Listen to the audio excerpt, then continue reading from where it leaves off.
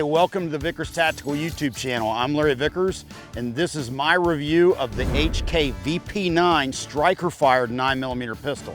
Now, recently H&K sent me the gun, and I got a chance to run it through a couple classes and put a couple hundred rounds through it, and I'm gonna give you my initial impressions.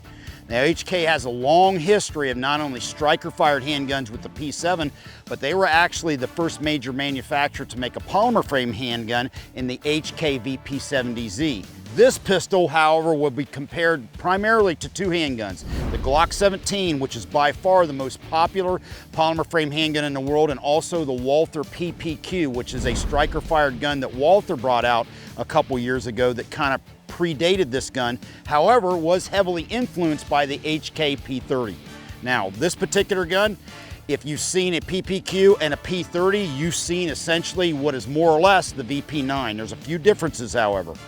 It has the side panels and the back strap insert like the P30, however, they do not interchange, and they come in the box with large, medium, and small. Mine had medium side panels and back strap installed out of the box, and I put the smalls on based on my smaller hand. Made a big difference in controllability of the pistol. The magazine release is ambidextrous, and I prefer to activate it with my trigger finger, just like the one on the P30.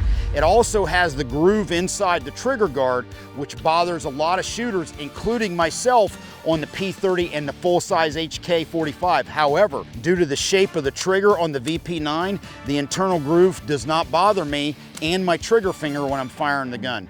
The VP9 also has a Picatinny rail up front on the bottom of the frame, which has become commonplace with the more modern H&K polymer frame handguns. Has grasping grooves up front, which has now become standard with a lot of the more modern H&K pistols. In addition, it uses the H&K P30 magazine. It has ambidextrous slide releases, one's here on the left and one on the right, shaped differently.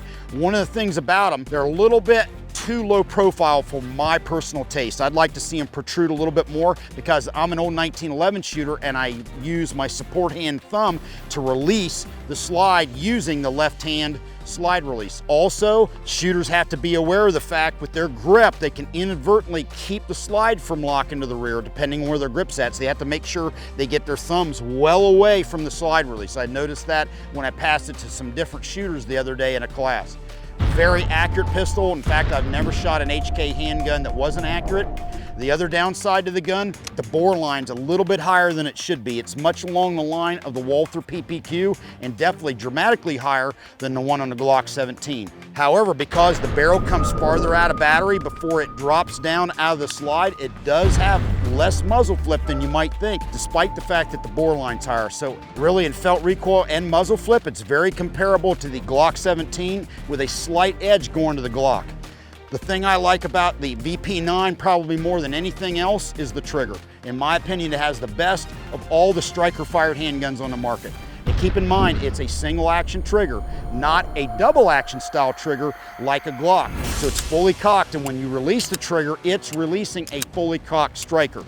However, in terms of take-up, length of pull, over travel, and reset, I think it's superior to even the excellent trigger that's on the Walther PPQ.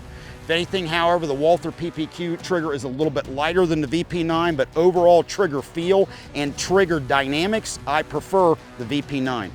Last but not least, it has the charging assist in the rear, which is more or less a polymer piece that's underneath the rear sight. It has the same sights as the P30 or the H&K 45, so there's aftermarket sights already on the market to replace them in case you don't like what comes from the factory. All things being equal, compared to an out-of-the-box Glock 17 and an out-of-the-box Walther PPQ for roughly $100 to $150 more than a Glock 17, the H&K VP9 is probably the best out-of-the-box striker-fired handgun on the market today.